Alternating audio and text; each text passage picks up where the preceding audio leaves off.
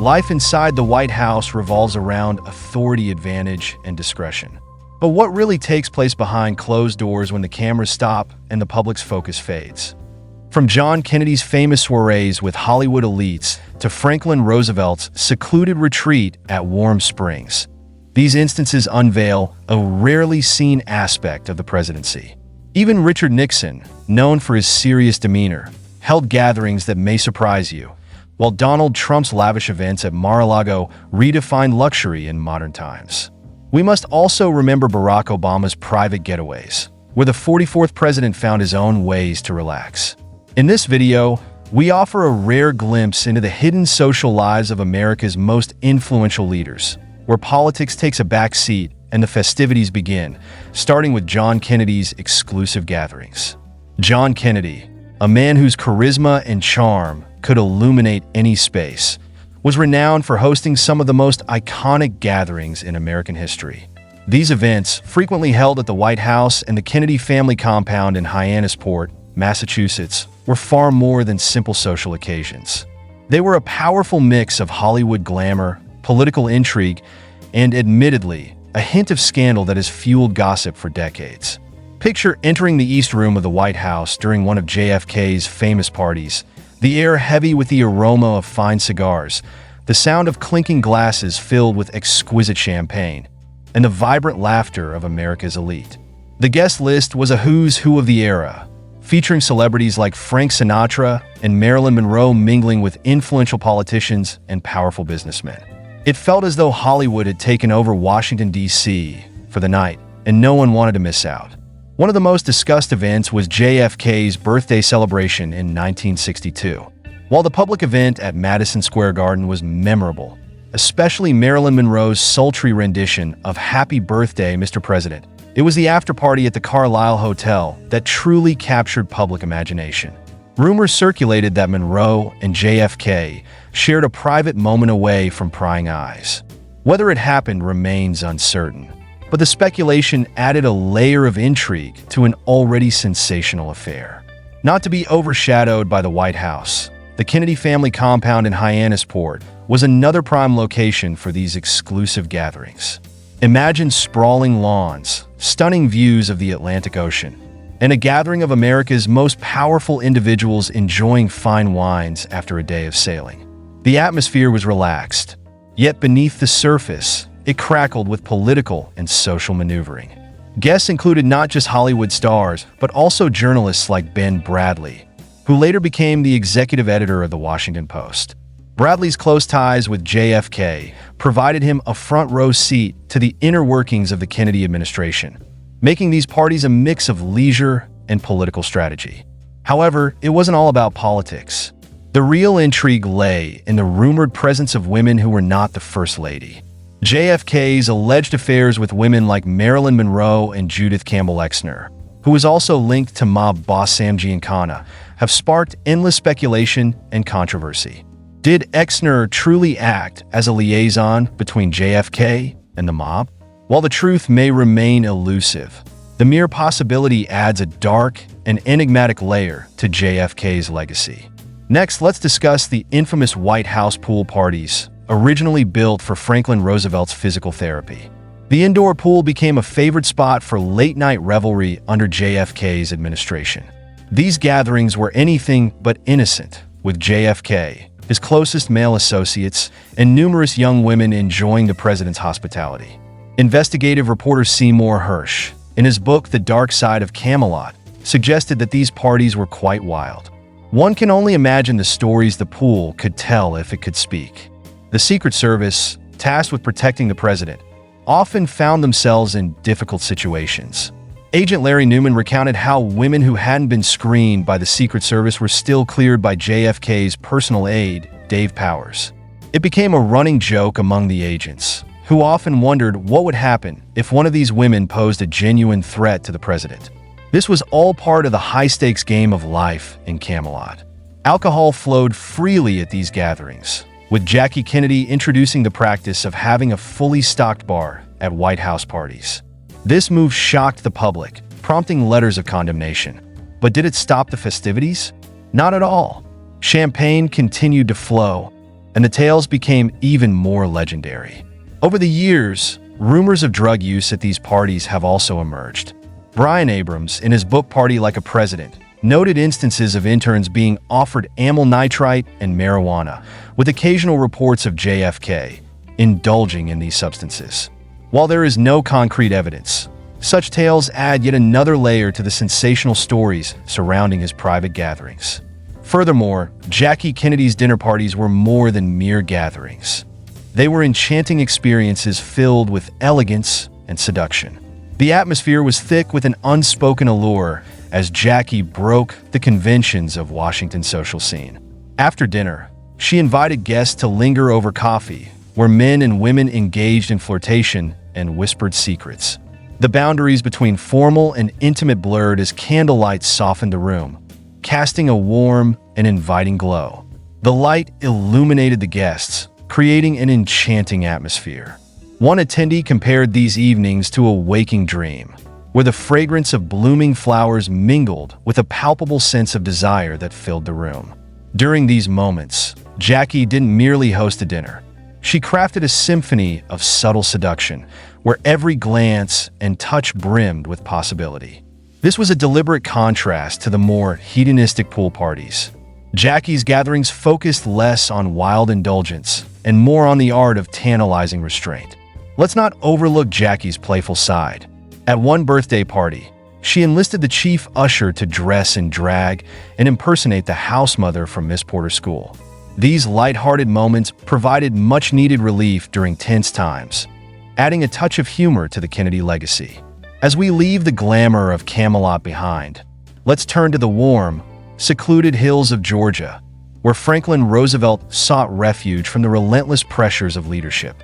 The gatherings at Warm Springs may have been more intimate and informal than JFK's, but they were no less significant in shaping history. Franklin Roosevelt's Warm Springs retreat is more than just a historical footnote. It's a place imbued with mystery, camaraderie, and a hint of scandal.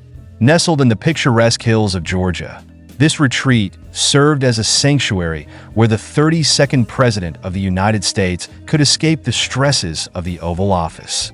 What made Warm Springs so special was not only the therapeutic waters that drew Roosevelt back repeatedly, but also the freedom, relaxation, and deep connections he found in this hidden haven. Roosevelt's relationship with Warm Springs began in 1924 when he first visited the area seeking relief from the debilitating effects of polio. The mineral-rich waters provided physical therapy, but more importantly, they offered him a place to shed the burdens of his office and simply be frank. Over the years, this retreat evolved from a therapeutic escape into a personal sanctuary where he could recharge, surrounded by nature and the people who understood him best. The gatherings at Warm Springs became legendary, though not in the way one might anticipate. These were not formal state dinners or high-stakes political meetings. Instead, the gatherings were intimate, informal, and filled with laughter. Roosevelt often hosted close friends, family, and trusted political allies. Picture Eleanor Roosevelt sharing stories by the fire, Harry Hopkins engaging in profound discussions, and Roosevelt himself enjoying a card game, relishing the simple joys of life. These moments recharged Roosevelt's spirit, providing quiet respites that allowed him to return to leadership with renewed energy. What made these gatherings particularly fascinating was their contrast to Roosevelt's public persona. In Washington, he was the formidable leader guiding the nation through the Great Depression and World War II. But at Warm Springs, he was just Frank, a man who loved birdwatching, appreciated a good joke, and cherished the company of his closest friends. Imagine the scene. The President of the United States, weighed down by the world's burdens, shedding his formal title to enjoy a swim in the warm waters or a quiet evening of conversation. It was as if Warm Springs allowed Roosevelt to reclaim a part of his humanity away from the relentless demands of his office. However, we must also acknowledge the strategic significance of these gatherings. While Warm Springs was certainly a place of relaxation, it was also a hub for candid discussions and strategic planning. Roosevelt and his inner circle would engage in deep, unfiltered conversations about the nation's most pressing challenges. In this informal setting, ideas flowed freely, unhindered by the formalities of Washington, D.C. One might wonder if the relaxed atmosphere at Warm Springs led to some of the most innovative strategies of Roosevelt's presidency. It's not hard to believe that critical decisions for the nation were shaped in this secluded retreat, far from the scrutiny of the Capitol. Speaking of scrutiny, the presence of influential figures from various backgrounds added a tantalizing allure to these gatherings. Hollywood starlets with their sultry gazes, renowned authors with their intellectual charm, and foreign dignitaries with their exotic allure all converged, creating a heady mix of power and desire. Warm Springs became not just a melting pot of ideas, but also a simmering cauldron of passion and temptation, where politics, culture, and diplomacy intertwined in the most intimate ways. Imagine a Hollywood starlet, her dress slipping provocatively off one shoulder, sipping tea while exchanging flirtatious glances with a foreign dignitary. Their conversation is filled with double entendres and hidden meanings, all under the knowing watch of Roosevelt himself. The sensual intrigue and mystery of these gatherings only heightened the irresistible allure of Warm Springs. Roosevelt's children, especially his daughter Anna, played a significant role in the Warm Springs gatherings. Anna was not just a daughter. She was a confidant, a source of emotional support, and a constant presence at her father's side. She was there during some of the most critical moments of his presidency, including the Yalta Conference in 1945. In many ways, Anna's presence at Warm Springs symbolized the deep familial bonds that sustained Roosevelt during the darkest days of his presidency. However, not everything about Warm Springs was serene. The retreat was not without its share of drama and controversy. Critics accused Roosevelt of neglecting his presidential duties during his stays at Warm Springs, but those in the know understood that these gatherings were vital to his well-being. The retreat provided him with the mental and emotional rejuvenation necessary to face the immense challenges of his presidency. Ironically, the very place where Roosevelt was accused of shirking his duties was, in fact, where he regained the strength to lead the nation. Warm Springs also harbored its fair share of secrets and scandals. Rumors of clandestine meetings and covert discussions circulated around the retreat. Some speculated that Roosevelt used this secluded location to conduct sensitive negotiations away from the prying eyes of the press and political adversaries. These whispers only added to the mystique of Warm Springs, transforming it from a simple retreat into a site of fascination and intrigue. Was it merely a sanctuary, or was it something more? At Warm Springs, Roosevelt's gatherings were a stark contrast to JFK's flashy public parties. Roosevelt's retreats were intimate, informal, and steeped in mystery. Yet, don't let the relaxed atmosphere deceive you. These gatherings were crucial to the inner workings of Roosevelt's administration, holding secrets that could rival those of any presidential affair. Just when you think you've heard it all, let's delve into the shadowy world of Nixon's Key Biscayne compound, where political strategy mingled with mafia ties, creating a scenario reminiscent of espionage novels. Richard Nixon's Key Biscayne compound was more than just a retreat. In 1969, Nixon purchased his first waterfront home at 500 Bay Lane from his former Senate colleague George Smathers. Over time, this property, along with 2 additional homes, became a sanctuary for Nixon during his presidency from 1969 to 1974. The true allure of this compound lay not just in its luxury, but also in its proximity to the residence of Charles Beebe Rebozo, Nixon's close friend and confidant. Rebozo's home at 490 Bay Lane, just steps away, became a hub of clandestine activity, adding layers of mystery to the already secretive gatherings. Rebozo, the president and owner of Key Biscayne Bank, was more than just a friend. He served as Nixon's link to a world of shadowy connections, later indicted for laundering a $100,000 donation from Howard Hughes to Nixon's election campaign. Rebozo's ties to the mafia only deepened the intrigue. Imagine the conversations that unfolded. Were they merely casual exchanges, or did darker, more complex discussions occur behind those closed doors? One sensational aspect of Nixon's gatherings involved mafia-associated individuals. In a revealing exposé, Don Folsom claimed that Nixon and Rebozo acquired real estate at bargain prices from Donald Berg, a mafia-connected business partner of Rebozo. Can you picture the scene? A president negotiating with mafia-linked individuals within the confines of his private retreat? The irony is almost too rich to comprehend. The Secret Service, always vigilant, eventually advised Nixon to sever ties with Berg due to his criminal connections. But by then, the web had already been woven. Nixon's entanglement with other questionable characters did not end there. The lender for one of his properties was Arthur Desser, a man associated with both Teamsters leader Jimmy Hoffa and mobster Meyer Lansky. These connections painted a disturbing picture. How deeply was Nixon involved in organized crime, and what influence did these figures exert over him? Such questions fueled public speculation and contributed to the legendary status of Nixon's gatherings.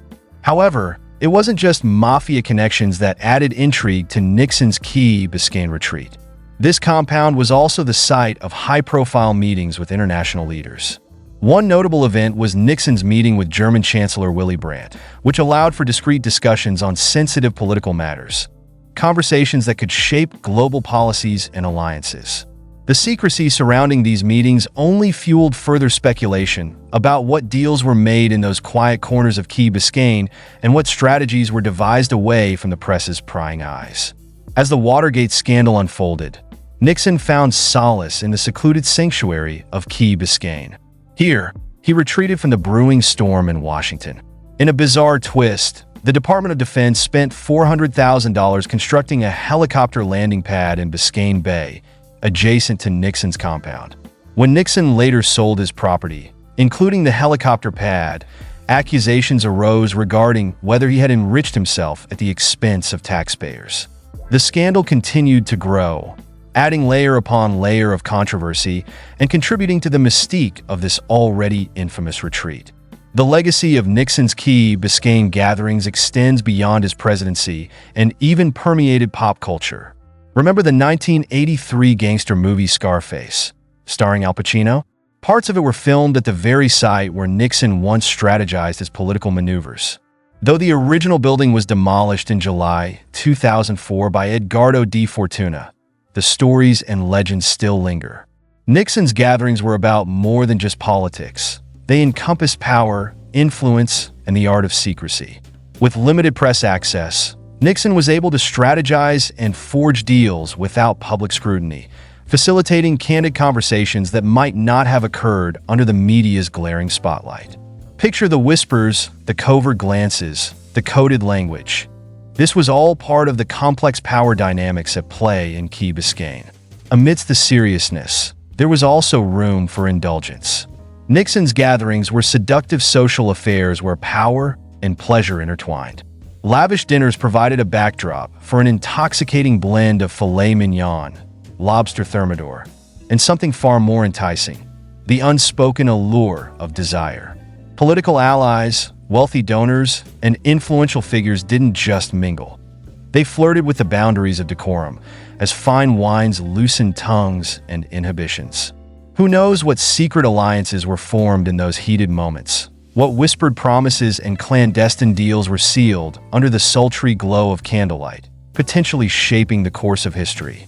From the tranquil rejuvenation of Key Biscayne, we now dive into the murky depths of another president's secret of retreat, this time far less idyllic and steeped in the shadowy connections of organized crime and political intrigue. Bill Clinton's Camp David. The weekends at Camp David were anything but ordinary presidential retreats. They became the stuff of legend, shrouded in secrecy and filled with intrigue. But what really transpired during those exclusive gatherings? And why did they become so infamous?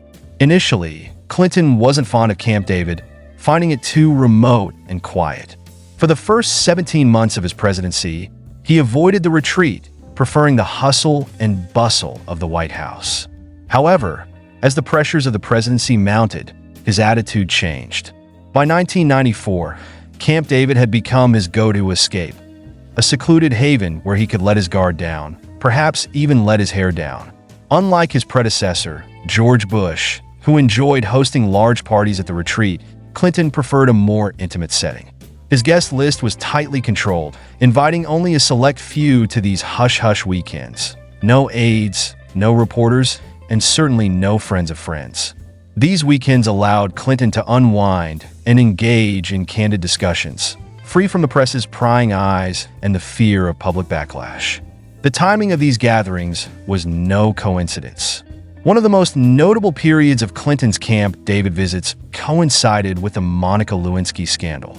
As the scandal escalated, Clinton sought refuge at Camp David, raising the question, were these weekends purely for relaxation, or were they strategic retreats where he plotted his next moves? The line between the two often blurred. Clinton's initial aversion to Camp David transformed into frequent visits, especially after 1994. What changed?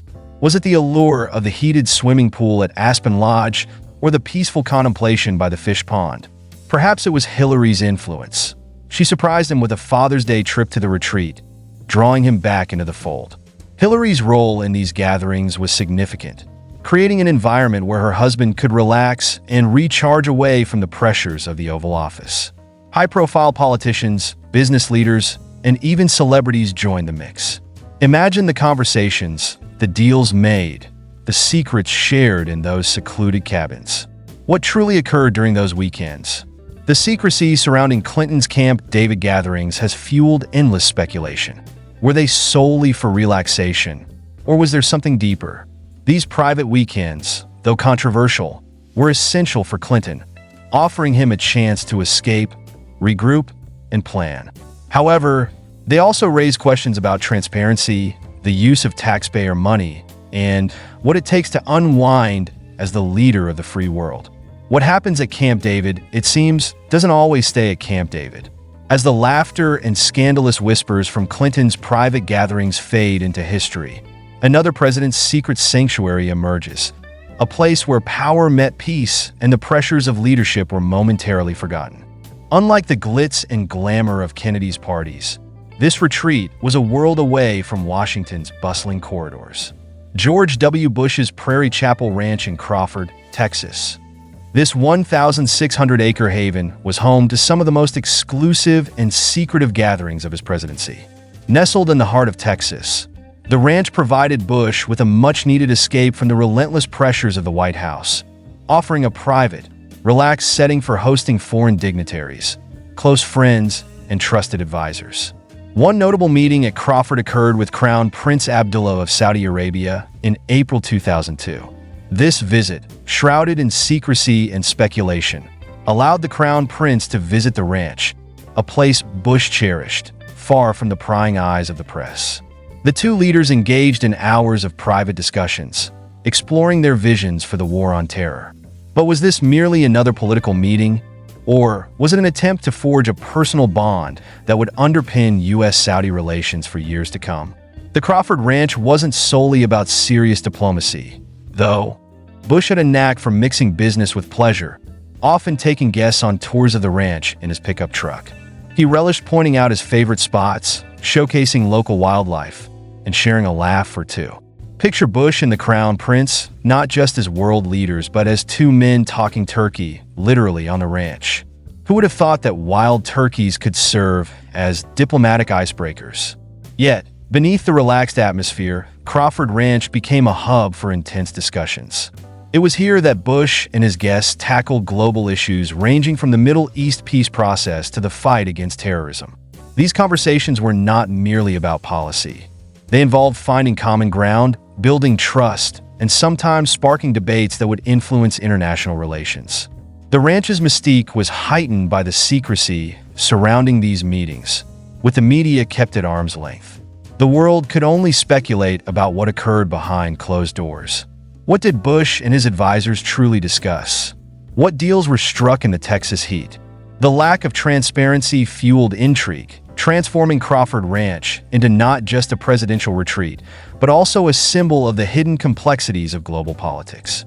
For Bush, the Crawford Ranch was a sanctuary, a place where he could be himself away from the public eye while remaining at the center of pressing global issues. Whether he was clearing brush, biking, or hosting a world leader, Bush found solace in the Texas countryside, merging the personal with the political in a unique way. From the laid-back charm of JFK's White House gatherings to the mysterious allure of Roosevelt's Warm Springs, each president's choice of retreat reveals much about their leadership style and personal lives. So, what do Barack Obama's private gatherings tell us? Obama's private parties have always been shrouded in secrecy and speculation. What really goes on when the former president hosts an event? The locations are iconic, from the tranquil shores of Martha's Vineyard to the bustling streets of Washington, D.C., with guest lists that read like a who's who of celebrities, political allies, and influential figures. Let's start with Martha's Vineyard, where Obama's private gatherings have reached legendary status. Picture a quiet Thursday evening with Obama dining at Beach Road Restaurant in Vineyard Haven.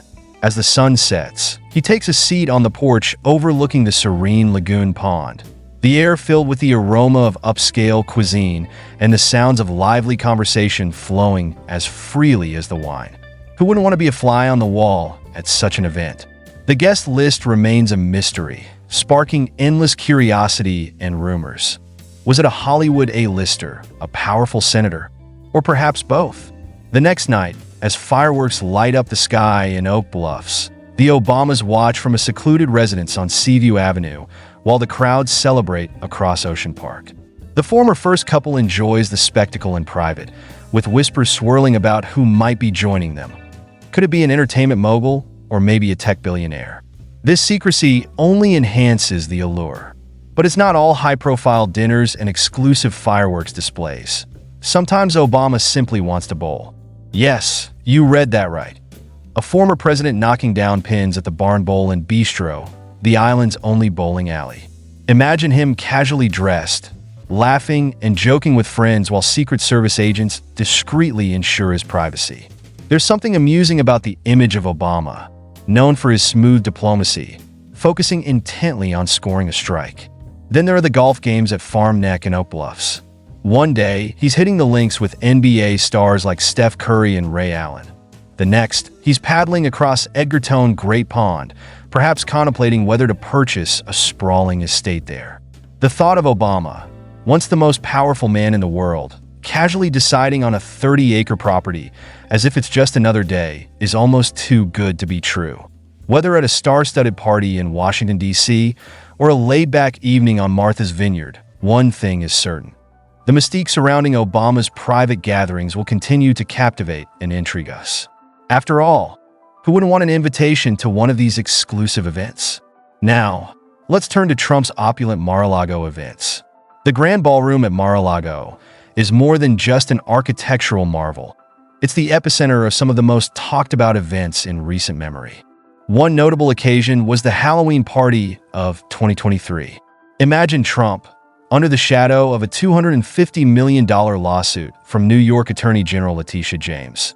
Yet not a hint of worry crosses his face as he throws one of the year's most extravagant parties. Only Trump could pull off such a spectacle with a lawsuit looming over him. Guests arrived in costumes ranging from creative to outrageous, transforming the ballroom into a carnival of surrealism. Trump, in true form, showed up in his signature suit. No costume, no disguise, just Trump being Trump. Some view this as the ultimate power move. After all, why dress up when you're already the main attraction? He personally selected the music, and as the crowd roared with approval, it was evident this was more than just a party. It was a celebration of Trump's indomitable spirit. Then, unexpectedly, Melania made her entrance. The former First Lady had been absent from public events for 7 months, making her appearance even more surprising. As she walked into the ballroom, Metallica's Enter Sandman blared through the speakers, setting the tone for her understated yet powerful presence. A TikTok video quickly went viral, capturing the moment she walked ahead of Trump, dressed in a simple, dark dress devoid of any Halloween theatrics. The message was clear. Melania didn't need a costume to make a statement. The guest list read like a who's who of Trump's inner circle. Donald Trump Jr.'s fiancée, Kimberly Guilfoyle, made a splash as Snow White, while others like Lynn Patton and Tracy Lawrence added their own flair to the evening. But this event was more than just a night of costumes and music. It reflected a much larger narrative. The loyalty and admiration that Trump commands is undeniable. However, Let's be clear, Mar-a-Lago is not solely about Halloween parties. Since Trump left office in 2021, it has transformed into a political mecca, a White House in exile, where political fundraisers and far-right organizations converge to secure Trump's endorsement. From the annual gala of Turning Point USA to the fervent gatherings of the America First Policy Institute, Mar-a-Lago has become a central hub for those who support Trump's vision. Some might view this as the ultimate power play, while others see it as the heart of the MAGA movement. Despite the grandeur of the events and the loyalty of his followers, it's evident that Trump has also reaped financial benefits from this transformation.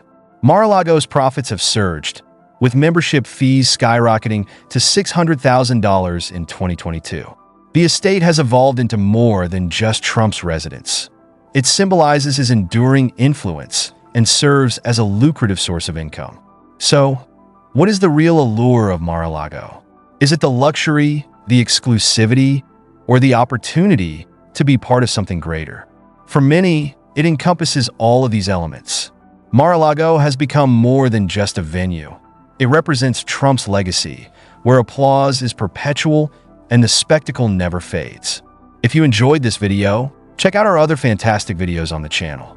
Thank you for watching, and we'll see you in the next one.